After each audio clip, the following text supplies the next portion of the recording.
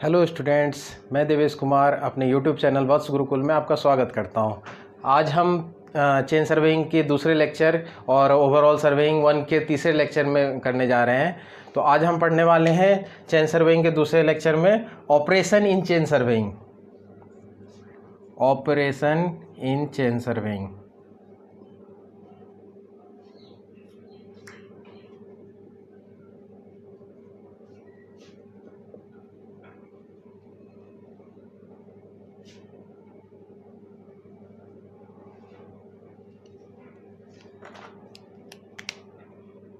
इसमें 3 operation important है। सबसे पहला आता है रेंजिंग,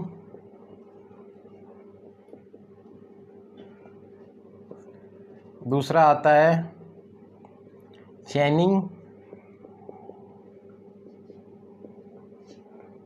और तीसरा आता है offsetting.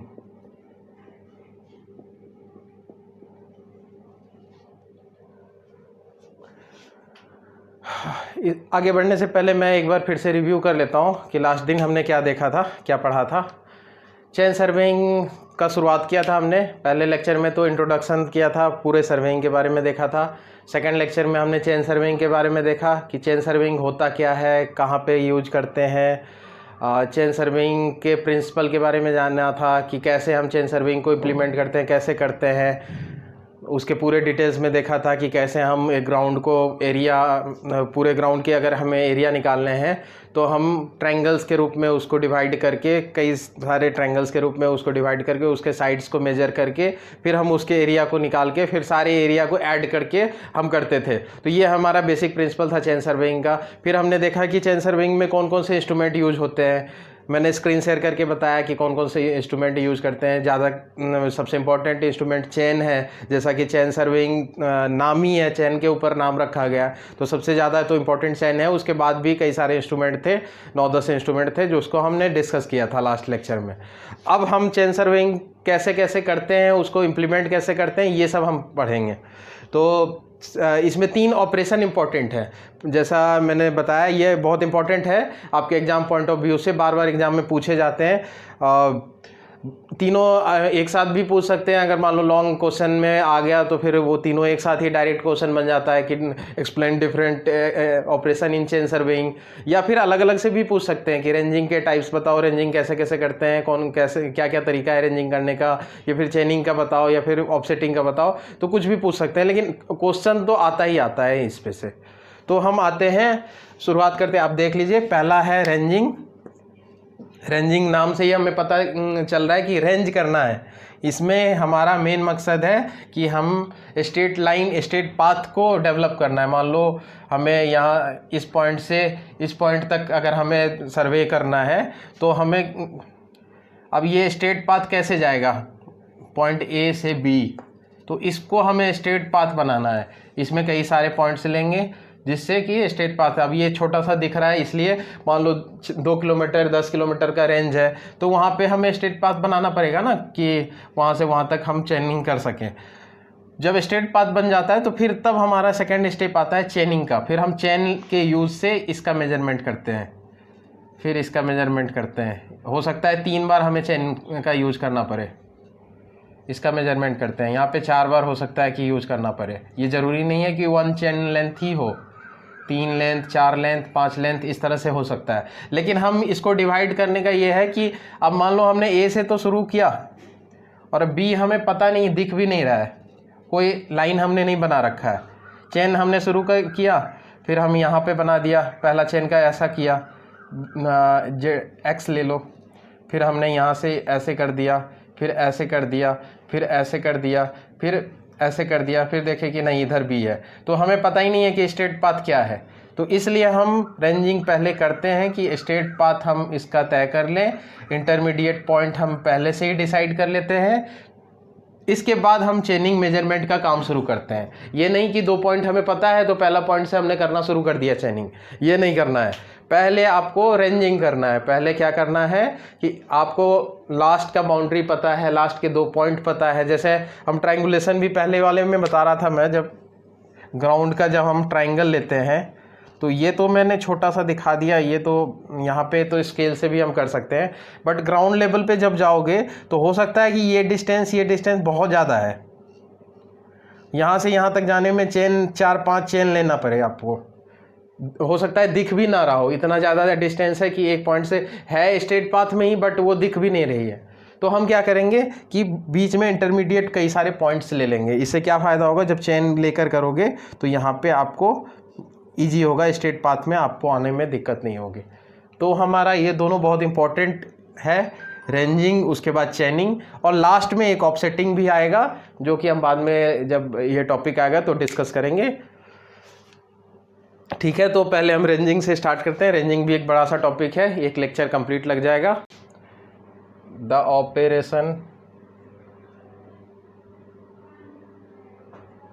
Of establishing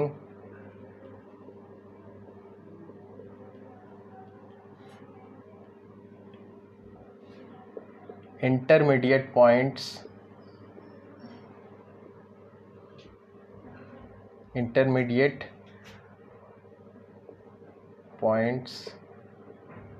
of ranging rod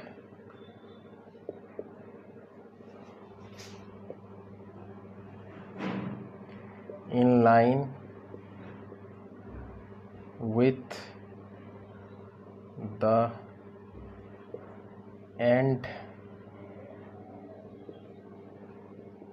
point ranging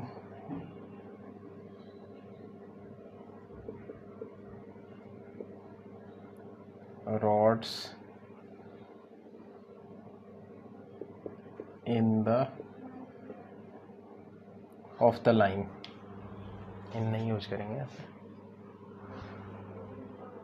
of the line.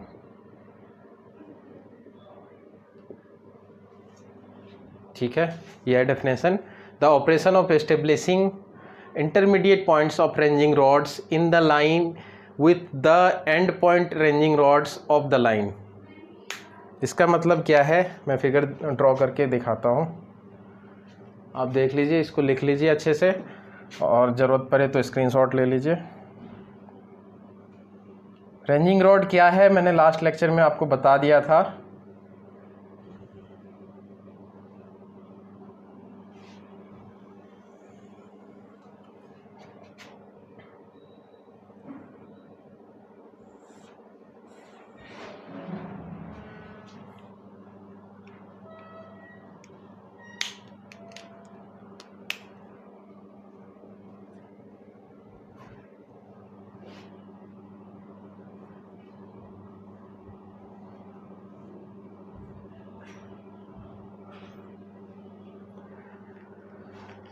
अब क्या करना है कि रेंजिंग रॉड, अब हमें एंड पॉइंट पता है कि एंड पॉइंट क्या क्या है। यहाँ पे मैंने दिखाया कि ए और बी दो एंड पॉइंट है।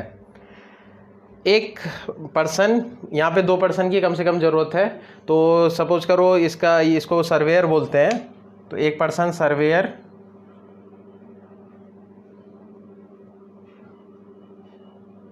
इसका नाम ABC है,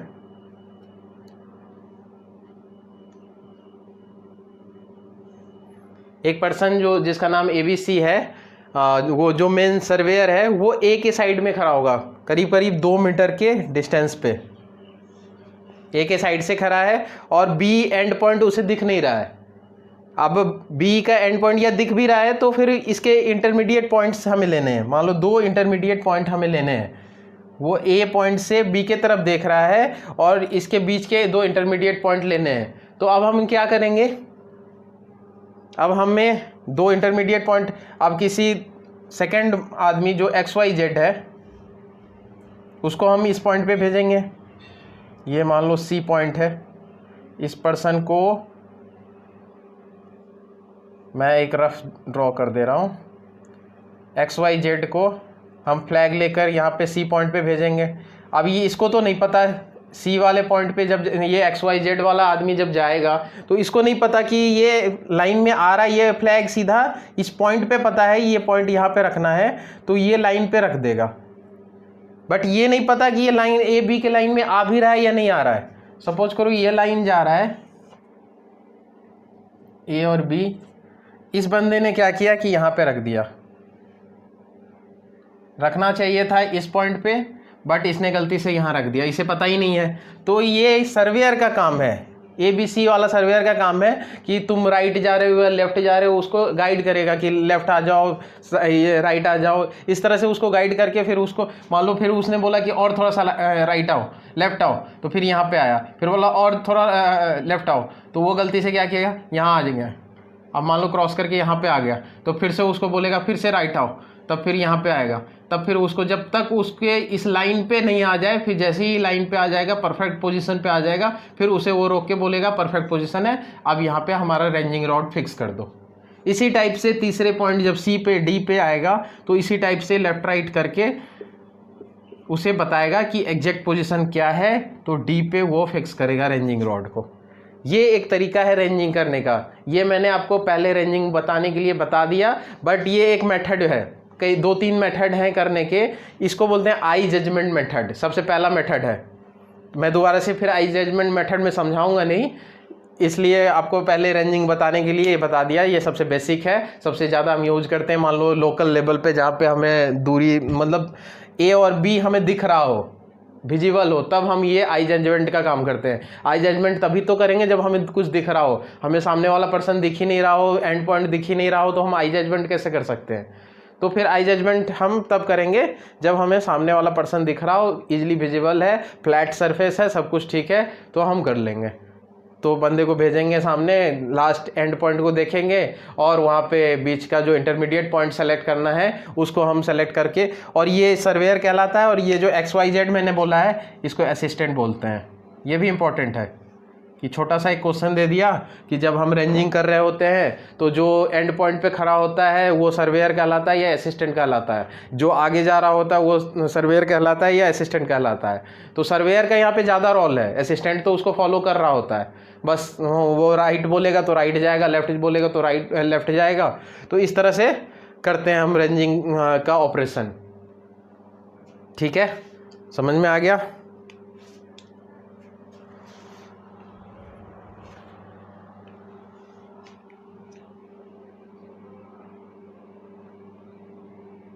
रेंजिंग को मैं मिटाता हूँ, इसको रहने देता हूँ।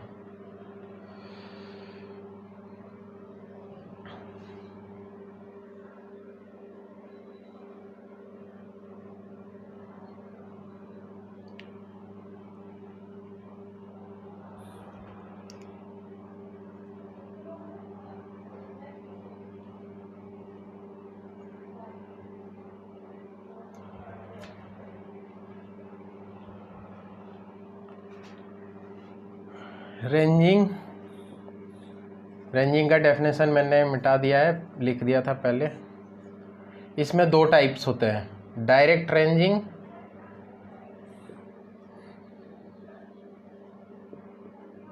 और सेकेंड टाइप यहाँ लिखता हूँ मैं, indirect ranging.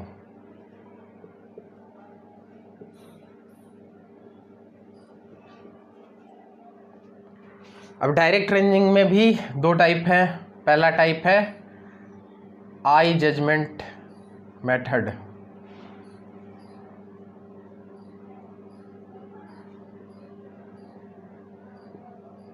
Of ranging.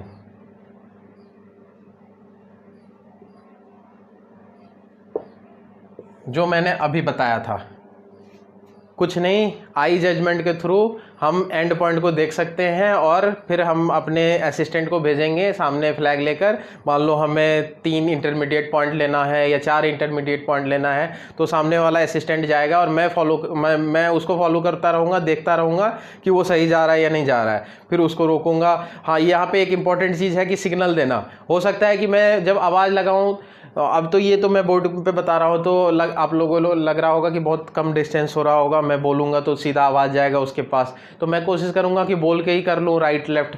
But ये संभव नहीं है ऑलवेज कि आप बोलो और लॉन्ग डिस्टेंस तक, मान लो ज़्यादा डिस्टेंस ज़्यादा है तो उसको सुनाई ना दे रहा हो, तब क्या करेंगे। तो हैंड सिग्नल वहाँ पे इंपॉर्टेंट होता है। हैंड सिग्नल को मैं स्क्रीन शेयर करके आपको बता दूंगा कि कितने सारे सिग्नल हैं। अभी बस इतना जान लो कि हैंड सिग्नल करके हम इस काम को कर सकते हैं। मान लो लेफ़्ट जाना है तो लेफ़्ट हैंड को किया, धीरे धीरे किया तो मतलब धीरे धीरे जाओ, ज़्यादा स्पीड से किया स्विंग किया तो मतलब बहुत तेज़ से जाओ, राइट किया तो राइट की तरफ जाओ। इस तरह से बहुत सारे सिग्नल हैं। रोकने का हो तो रुकने के लिए मैं कह दूँ कि ये परफेक्ट पॉइंट है, आप यहाँ पे कर लो, तो हैंड सिग्नल करके हम उसको बता सकते हैं। ये भी आपके एग्जाम में पूछते हैं कि कौन कौन से हैंड सिग्नल्स हैं, किसके लिए यूज़ करते हैं, उसका क्या मीनिंग होता है।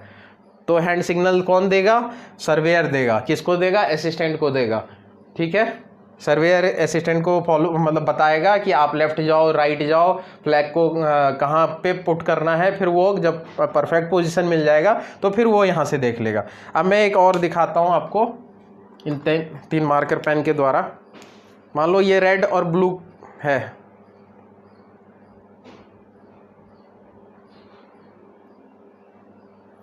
ये दोनों एक तरह से स्ट्रेट पाथ में है।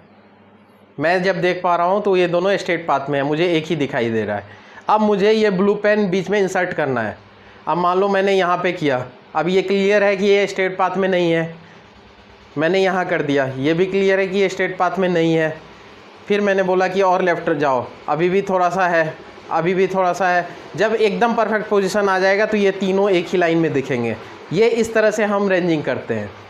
मान लो 2 एंड पॉइंट रेड और ब्लू है, इसको ब्लू रेड और ब्लैक है, ये दोनों एंड पॉइंट है। अब ब्लू वाले पेन को मुझे बीच में इंटरमीडिएट में स्ट्रेट लाइन में रखना है, तो क्या करेंगे? सामने भेजेंगे किसी पर्सन को, या यहाँ पे मैं खुद कर पा रहा हूँ। जब ग्राउंड लेवल पे करेंगे तो हम खुद से नहीं कर सकते। एक ब्लैक पे एक पर्सन खड़ा रहेगा जिसको सर्वेयर बोलेंगे, और एक फ्लैग लेकर आगे जाएगा, इंटरमीडिएट पॉइंट पे जाएगा जिसको हम असिस्टेंट बोलेंगे। तो इसको हम लेफ्ट राइट करा के फिर एकदम स्ट्रेट पाथ में लाके, जहाँ अब मुझे जैसा दिख रहा है कि तीनों स्ट्रेट पाथ में है, तो मैं परफेक्ट पोजीशन बोल दूंगा। ऐसे ही करते हैं। ठीक है, तो ये तरीका था डायरेक्ट रेंजिंग के आई जजमेंट मेथड का। आई जजमेंट के बाद एक और मेथड है जिससे हम डायरेक्ट रेंजिंग कर सकते हैं। यहाँ पे कोई इंस्ट्रूमेंट की यूज नहीं है, 2 पर्सन की ज़रूरत है। एक आदमी डायरेक्ट एंड पॉइंट पे खड़ा रहेगा, दूसरा आदमी जाएगा सामने उसको फ्लैग लेकर इंटरमीडिएट पॉइंट पे कहीं पे पॉइंट रखने के लिए। अगर मान लो ये सर्वेयर नहीं रहता तो ये जाता और कहीं पे भी रख के आ जाता है। जैसे ये 3 पॉइंट है, अगर मुझे ये दिख नहीं रहा होता तो मैं जाता कहीं पे भी, एक बीच में कहीं तो रखना है तो यहाँ पे रख देता। तो ये स्ट्रेट लाइन में तो नहीं आ रहा ना, स्ट्रेट लाइन में तो तब आएगा जब यहाँ पे रखेंगे। तो इस बात का ध्यान रखना, इसलिए 2 आदमी की ज़रूरत होती है।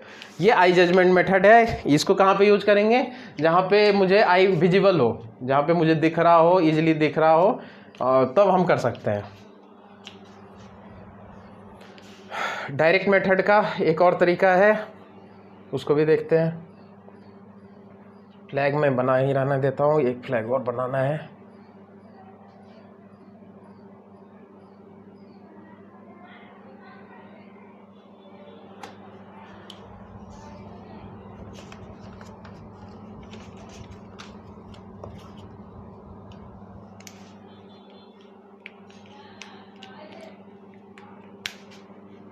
रेंजिंग डायरेक्ट मेथड ही है, अभी इनडायरेक्ट में मिटा देता हूँ, आपको कंफ्यूजन हो जाएगा।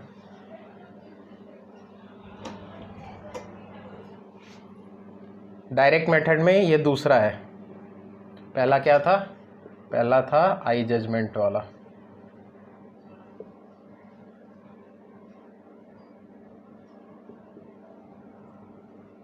दूसरा क्या है?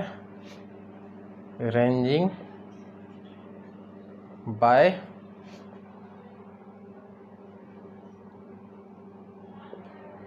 रेंजर, लाइन रेंजर बोलते हैं इसको।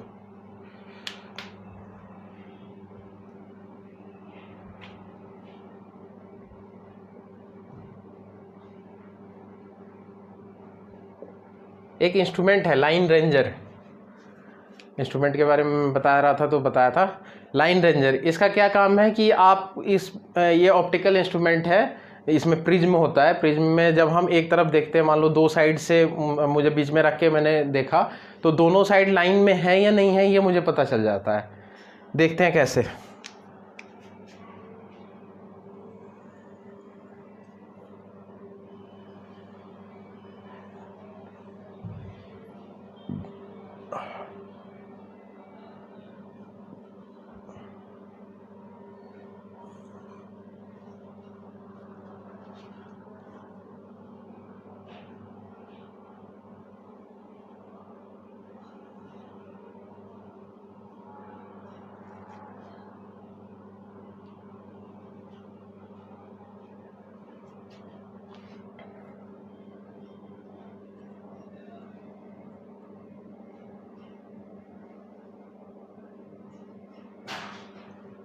ये मुझे ए और बी 2 पॉइंट हैं और यहाँ पे सी पॉइंट पे हमें फ्लैग को रखना है। फ्लैग मतलब रेंजिंग रॉड को रखना है, ठीक है। तो हमें एग्जैक्ट पोजीशन पे रखना है कि वो सही जा रहा है या नहीं जा रहा है। या फिर ऐसे भी कर सकते हैं, यहाँ पे सी पॉइंट पे रखने की ज़रूरत नहीं है।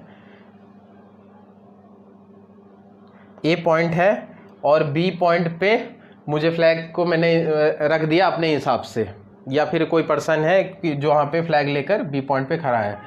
तो अब यहाँ पे एंड पॉइंट की ज़रूरत नहीं है। एंड पॉइंट मान लो बहुत दूर है, जहाँ पे विजिबल नहीं है, ये से लास्ट एंड पॉइंट मान लो जेड पे है, जो कि मुझे विजिबल नहीं है।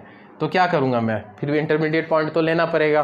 तो फिर हम क्या करेंगे कि बीच में एक हम यूज करेंगे, इसका नाम है लाइन रेंजर। एक इंस्ट्रूमेंट यूज करेंगे जिसका नाम है लाइन रेंजर। हम बीच में जहाँ पे रखना है उन दोनों के बीच में, ए मान लो बी पोजीशन पे रखना है, ए पोजीशन मुझे फिक्स पता है, तो हम एक लाइन रेंजर एक इंस्ट्रूमेंट यूज करेंगे। उस इंस्ट्रूमेंट में क्या होगा कि हम जब देखेंगे तो मुझे फ्लैग नज़र आएगा, ऐसे करके फ्लैग नज़र आएगा, 4 फ्लैग नज़र आएगा। तो मतलब जब मतलब एक साइड का फ्लैग नज़र आएगा, दूसरे साइड का भी फ्लैग नज़र आएगा। तो फ्लैग जब एक पोजीशन में नज़र आए, प्रिज्म है, प्रिज्म में चारों एक पोजीशन में, आपको इस तरह से कुछ नज़र आएगा।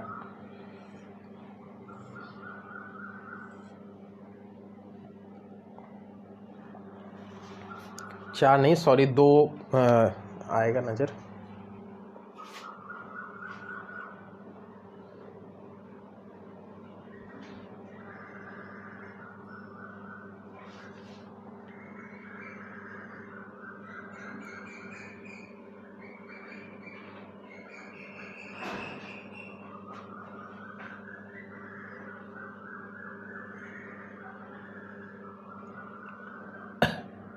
जब हम प्रिज्म में देखेंगे, हम क्या करेंगे, लाइन रेंजर इंस्ट्रूमेंट का यूज करेंगे। फ्लैग को सेम पोजीशन में, मतलब सेम अलाइनमेंट में है या नहीं है, इसको यूज करने के लिए, हम देखने के लिए हम लाइन रेंजर का यूज करेंगे। लाइन रेंजर में प्रिज्म बना होता है। तो अब प्रिज्म में जब हम देखेंगे तो एक फ्लैग मान लो मुझे इस पोजीशन में दिखता है, मान लो ये फ्लैग ए दिख रहा है, ये वाला फ्लैग मुझे एकदम मिडिल ऑफ प्रिज्म दिखता है। अगर वो दूसरा वाला फ्लैग मुझे इसी पोजीशन में मिडिल ऑफ प्रिज्म दिखे, बी वाला, तो फिर ये सही है। तब हम मान लेंगे कि दोनों सेम अलाइनमेंट में आ रहा है। अगर मान लो हमने देखा पहला वाला तो फिक्स है कि ए मिडिल पोजीशन में है, दूसरा वाला कुछ ऐसा दिख रहा हो, इसका मतलब है कि ये लेफ़्ट राइट कुछ आ रहा है। फिर मैं अपने असिस्टेंट को बोलूँगा कि लेफ़्ट करो या राइट करो, कुछ ऐसा दिख रहा हो मान लो,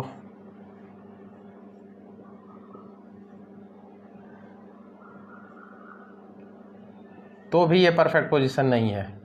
कुछ यहाँ पे भी रहे, जरा सा भी लेफ़्ट राइट हो तो भी परफेक्ट पोजीशन नहीं है। आप एकदम मिडिल पोजीशन पे ए है तो मिडिल पोजीशन पे ही बी भी होना चाहिए। प्रिज्म में जब हम देखेंगे ये ए बी सी का पोजीशन है, मिडिल पोजीशन मतलब जहाँ मुझे फ्लैग रखना है उन दोनों के बीच में हम प्रिज्म को रखेंगे। तो अगर हम दिख रहा है कि ऊपर वाला और नीचे वाला फ्लैग मिडिल पोजीशन में है, तो फिर हम क्या करेंगे कि हम समझ जाएंगे कि ये सेम अलाइनमेंट में है, इसको कोई दिक्कत नहीं है, इसको हम कर सकते हैं, इसको अलाउ कर सकते हैं, इसको इंटरमीडिएट पॉइंट यहीं पे है, तो हम फिक्स कर देंगे। इसी तरह से फिर सी पोजीशन पे आएंगे, फिर बी और सी के बीच में देखेंगे कि दोनों का सेम अलाइनमेंट है या नहीं है, फिर सी और डी के बीच में देखेंगे, जहाँ तक करना होगा वहाँ तक हम करेंगे। तो ये था लाइन रेंजर का यूज। पहला क्या था, आई जजमेंट मेथड, जहाँ पे सीधा हम कोई इंस्ट्रूमेंट की यूज़ नहीं होती थी, 2 पर्सन मिलके फ्लैग को इंस्टॉल कर देते थे सही अलाइनमेंट पे। यहाँ पे हम लाइन रेंजर का यूज कर रहे हैं या इससे करते हैं, ठीक है।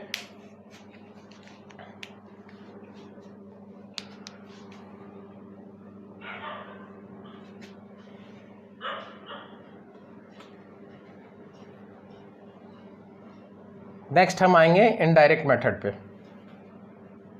हमने देख लिया कि डायरेक्ट मेथड में कैसे करते हैं रेंजिंग।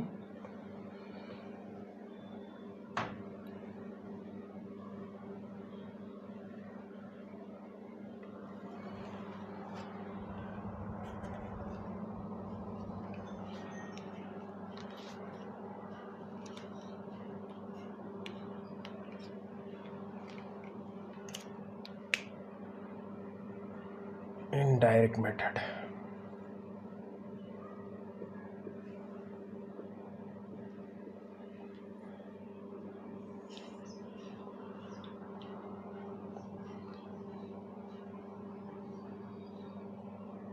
या फिर इसको रेसिप्रोकल मेथड भी बोल सकते हैं, रेसिप्रोकल मेथड भी बोलते हैं, रेसिप्रोकल।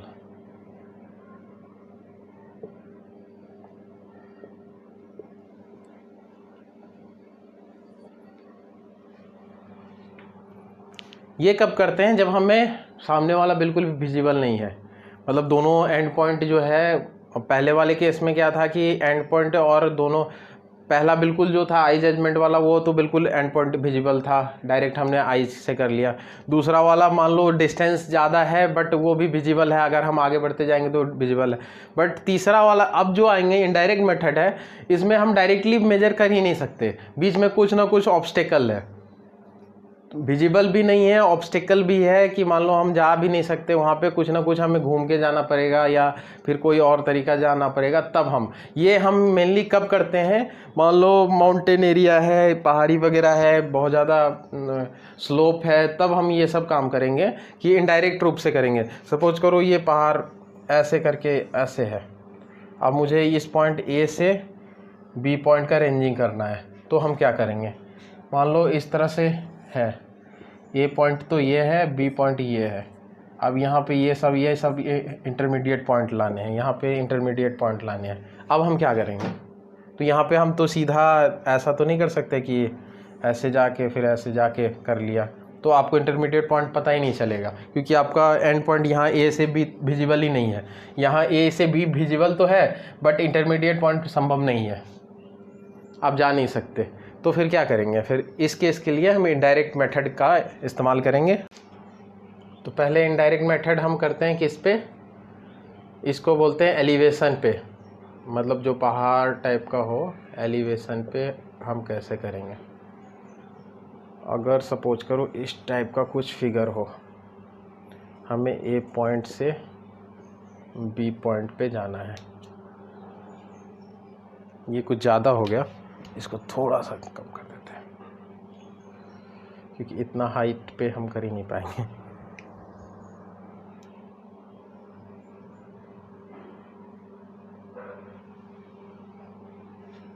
अब ये वाले पे एलिवेशन पे करना है मुझे, इनडायरेक्ट मेथड करवाना है, रेंजिंग करना है, ठीक है।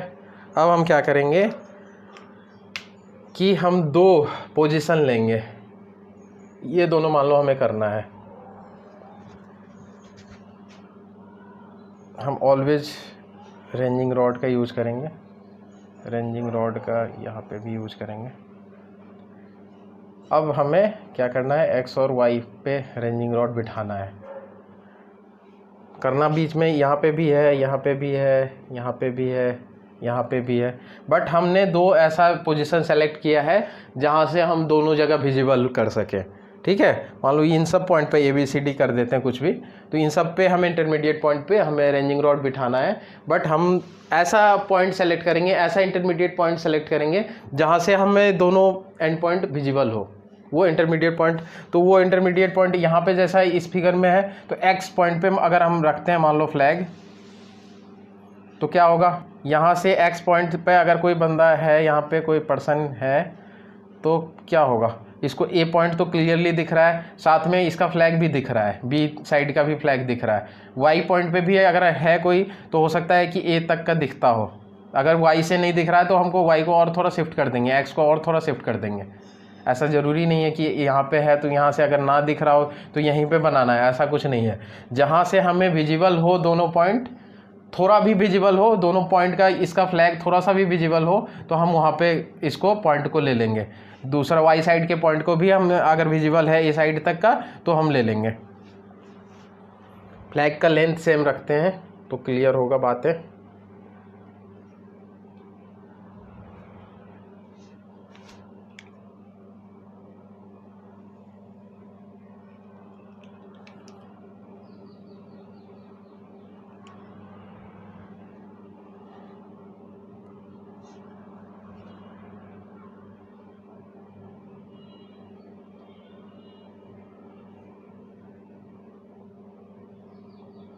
इस पॉइंट से ये भी देख सकता है और इधर ये भी देख सकता है, और वाई पॉइंट से भी ऐसा ही एक पॉइंट लेंगे।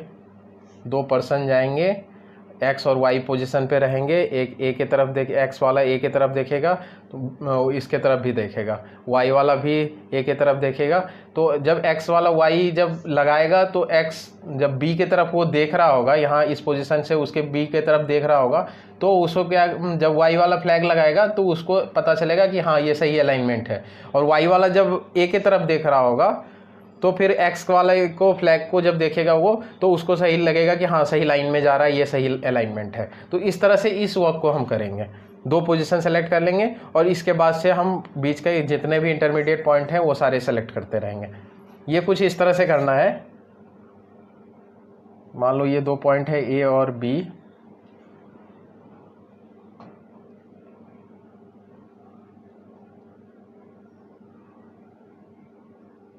एक्स और वाई। फिर हम वाई वाले को क्या कहेंगे कि और थोड़ा सा शिफ्ट हो जाओ नीचे के साइड,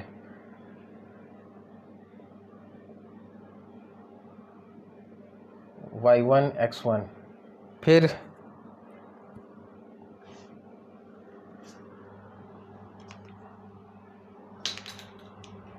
इसको हटाओ,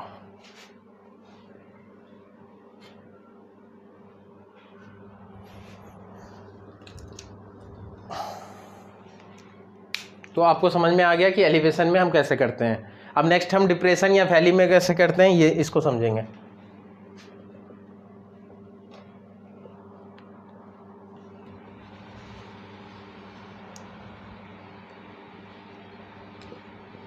रेंजिंग पहला वाला था, एलिवेशन में कैसे करते हैं, रेंजिंग इन वैली और डिप्रेशन, डिप्रेशन भी बोलते हैं।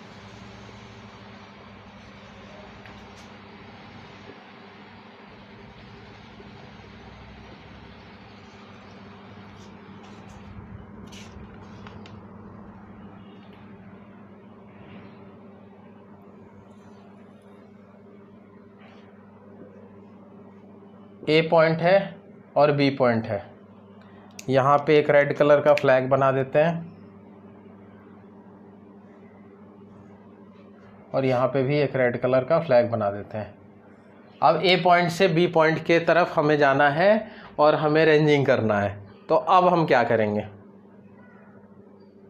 हमें दिख रहा है दोनों, मान लो हमें ए पॉइंट भी दिख रहा है, बी पॉइंट भी दिख रहा है। अब हम क्या करेंगे, तो हम करेंगे ये कि हम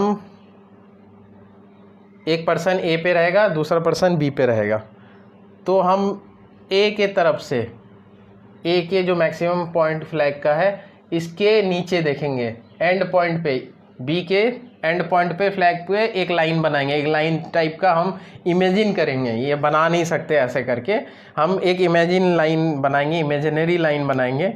और इमेजिनरी लाइन बनाने का मकसद ये है कि हम अब जो नेक्स्ट जो फ्लैग बनाएंगे वो ऐसे करके कुछ ऐसा फ्लैग बनेगा कि इसके एंड पॉइंट पे दिख रहा हो। अब ये इस लाइन को कुछ भी एक नाम दे दो एक्स। इसी टाइप से बी पोजीशन से भी हम एक इमेजिनरी लाइन बनाएंगे, कहाँ, ए के एंड पॉइंट पे। अब यहाँ पे एक फ्लैग बना देंगे जिसका नाम वाई रख देते हैं। ये एक्स वाला मैंने थोड़ा ज़्यादा बड़ा बना लिया, सेम होना चाहिए।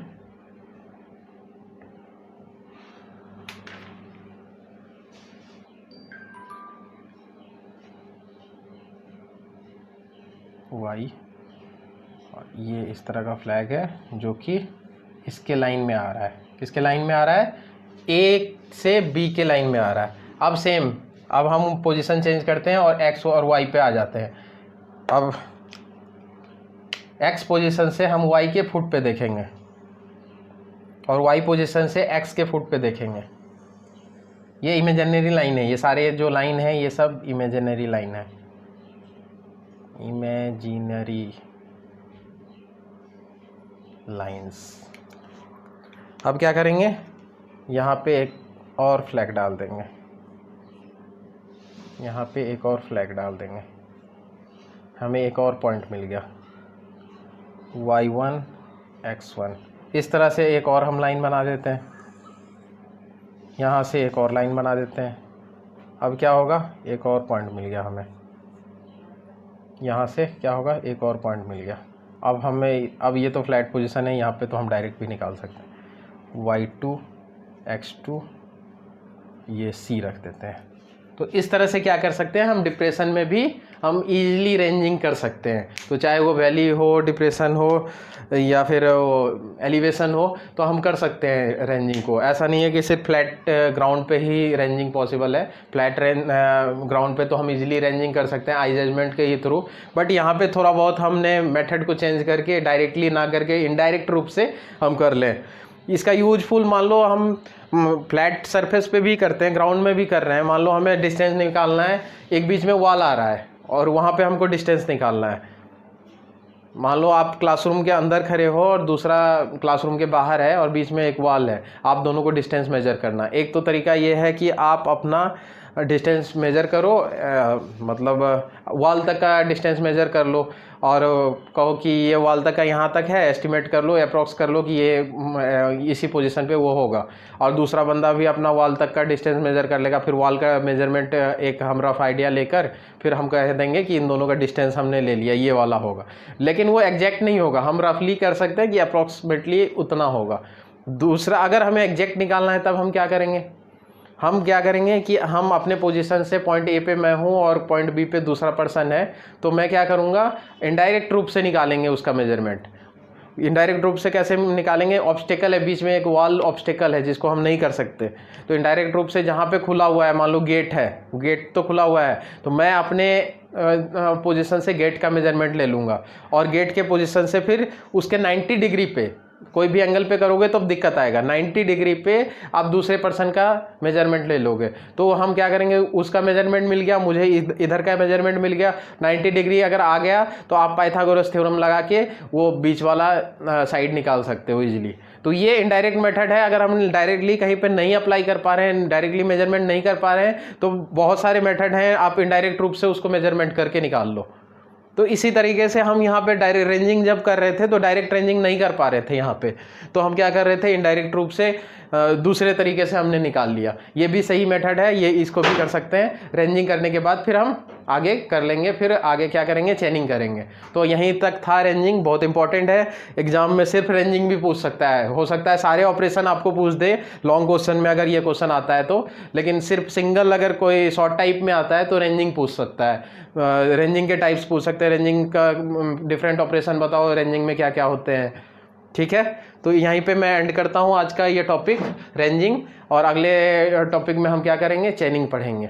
तो आज हमने क्या क्या देखा कि रेंजिंग ऑपरेशंस क्या क्या हैं चेन सर्वेइंग में, क्या क्या था, रेंजिंग था, चेनिंग था और उसके बाद फिर ऑफसेटिंग था। तो हमने पहला ऑपरेशन इसमें किया रेंजिंग, और इसके बाद फिर हम अगले टॉपिक में चेनिंग करेंगे। तो यहीं पे मैं एंड करना चाहूँगा, और ये लास्ट में मैं इतना कहना चाहूँगा कि आपको अगर वीडियो लाइक करें ज़रूर अगर अच्छा लगता है तो, और ज़रूर सब्सक्राइब करें जिससे आपको डिफरेंट अपडेट आता रहे, और बेल आइकॉन को भी क्लिक कर दें। और इसके बाद मैं होप कर रहा हूँ कि आपको गूगल शीट जो मैं प्रोवाइड करता हूँ उसके सारे असाइनमेंट आप करते हैं, तो यहाँ पे भी आप असाइनमेंट करिए।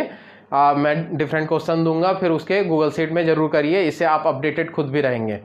ठीक है, तो फिर यहीं पे मैं एंड करता हूँ। थैंक यू, जय हिंद।